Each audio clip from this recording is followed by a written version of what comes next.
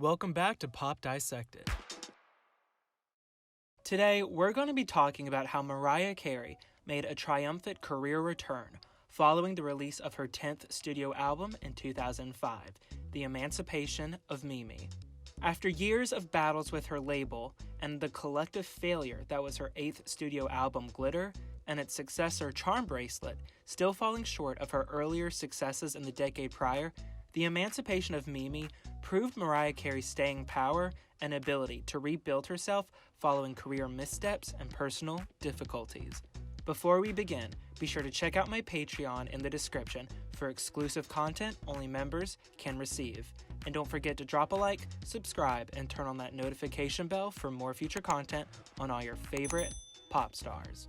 With over 200 million worldwide sales, a plethora of awards and honors specifically dedicated to her, 19 number one singles, and 6 number one records, Mariah Carey is a true powerhouse in the industry and one of the most prolific names in music ever. But even legends have times in their career where they may lose their footing. So we're going to take it back in time and try to understand where this all began. With her 6th studio record Butterfly releasing in 1997, Mariah Carey's career was taking an outstanding turn.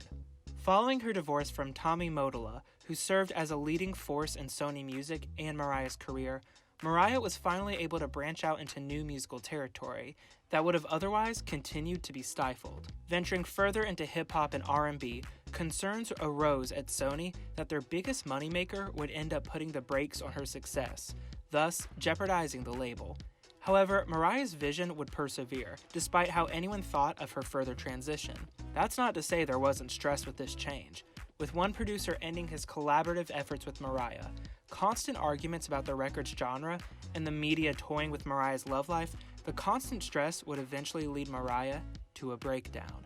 With Butterfly selling 10 million copies worldwide and debuting atop the Billboard 200, with 236,000 copies, the era would earn itself 3 Grammy nominations. Not only noted for its lyrical maturity, Butterfly has also been seen as Mariah Carey's best work to date, showcasing a true ownership and her newfound direction hallmarked by a more pulled-back style of singing featuring breathier vocals. The record also saw Mariah mature more by embracing her own sexuality, such as seen in the video for Honey.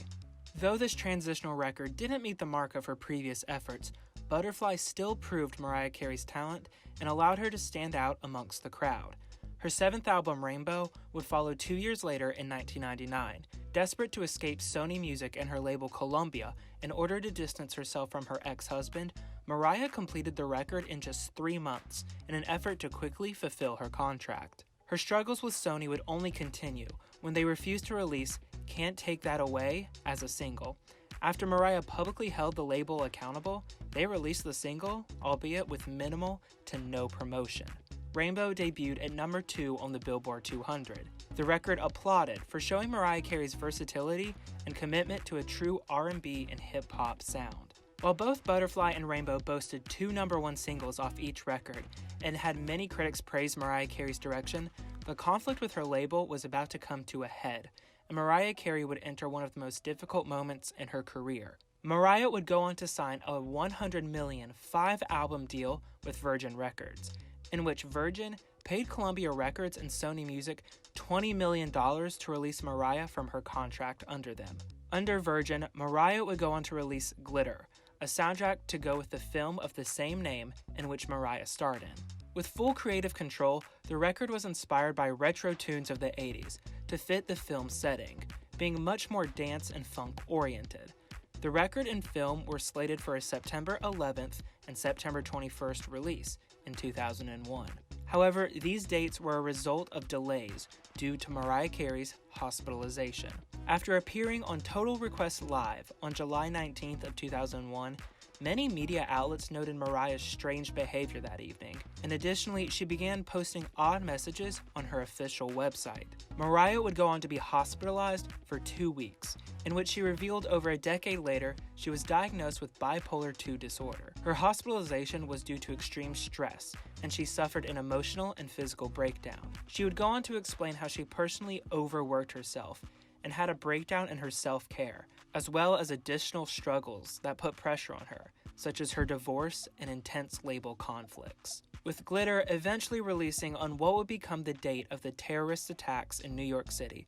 The record would of course perform very poorly for Mariah's standards, debuting at number 7 on the Billboard 200 with 116,000 copies. The film also became a commercial and critical failure, with the terrorist attacks eclipsing the project in its entirety. The record and film were not met with generally positive reviews by any means, and while the numerical performance can be attributed to the rightful preoccupation and fear brought on by the attacks on 9/11, the critical reception itself to the record stated it was cheap, a cash grab, and ruined the image Mariah Carey had built over the past several years. Mariah would go on to state how she then became a media punching bag, in an effort for tabloids and news outlets to provide distraction for the American public amidst the 9/11 attacks. With a highly publicized hospitalization, media slandering, and 2 consecutive commercial failures, Mariah Carey was paid by Virgin Records to cancel her contract, in which she would later sign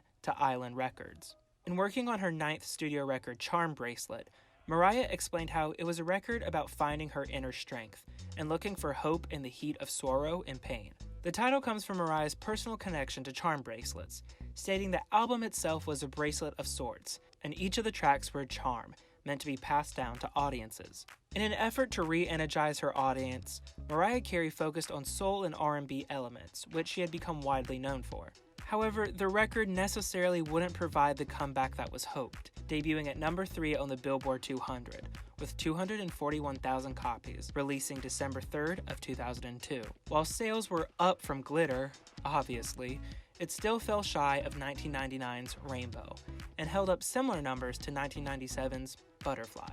While the record was obviously noted for Mariah turning back to her basics, critics still felt it was uninspired, didn't push any new territory, and her voice wasn't at its strongest, and this record wouldn't reestablish her after the past few years she endured. The record additionally failed to produce a hit single. Despite this, her first headlining tour in 3 years, the Charmbracelet Tour, was met with universal acclaim, with her voice being praised across the board.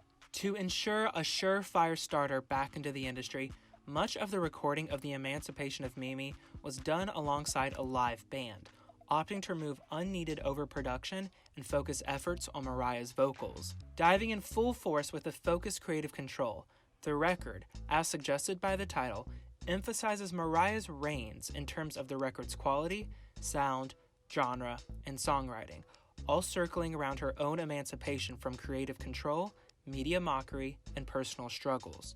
Critics noted this, stating the record exemplified a strong cohesion and coherence that was seen as absent from her most recent releases, with some even praising it to the same level of Butterfly. Mariah would be complimented on her active work in the record, such as her songwriting and more simple approach that lacked any unnecessary bells and whistles to achieve a great record.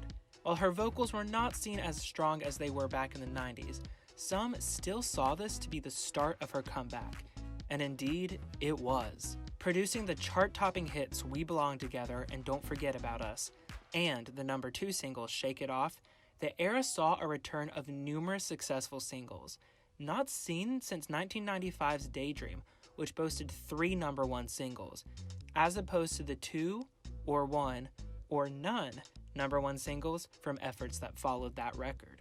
Released April 12th of 2005, The Emancipation of Mimi became Mariah's biggest opening week sales since Daydream, pulling in 404,000 copies, proving that a decade later, she still had it, selling 10 million copies worldwide and landing on 7 honorable lists. The era raked in 10 Grammy nominations, the most of any Mariah's eras, and she won 2 of them. Though criticized for its shorter length, the Adventures of Mimi tour became her highest-grossing tour from reported numbers, raking in $27 million.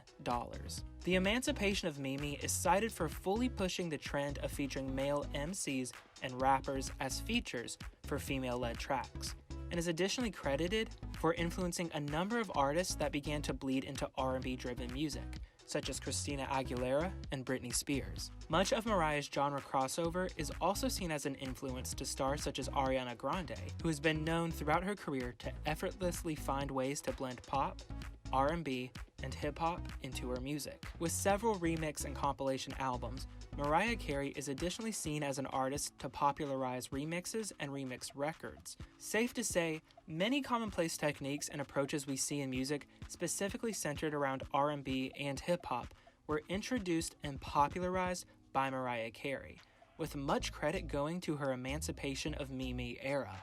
Though being creatively controlled and stifled, enduring public ridicule, and going through severe personal struggles, Mariah shed her skin as a butterfly does and rose higher, proving her relevancy and talent to all of those who doubted her. And this only continued with E=MC², which built upon what was established already with the Emancipation of Mimi. The record would expand upon that sound and formula, described as a sequel of sorts. Then, Mariah would hit her all-time highest first-week sales ever with the record, with 436,000 copies, giving her her second #1 record of the 2000s, producing the #1 single, Touch My Body. She would go on to receive special awards, such as the Honorary and Special Achievement Award from the American and World Music Awards, respectively, cementing her successful and unstoppable return. Though Mariah Carey may no longer be supporting the same numbers or sales she once had, one has to agree, she has proven her capability, and if she wants to do it, there's certainly nothing stopping her. Additionally, she has proven her musical prowess, and critics and fans alike recognize her ineffable impact on the industry. Even if she may be seen as a diva by some, no one can deny the icon that is Mariah Carey. Thank you so much for watching, everybody. Be sure to drop a like, subscribe, and turn on that notification bell for more future content on all your favorite pop stars. And be sure to check out my Patreon.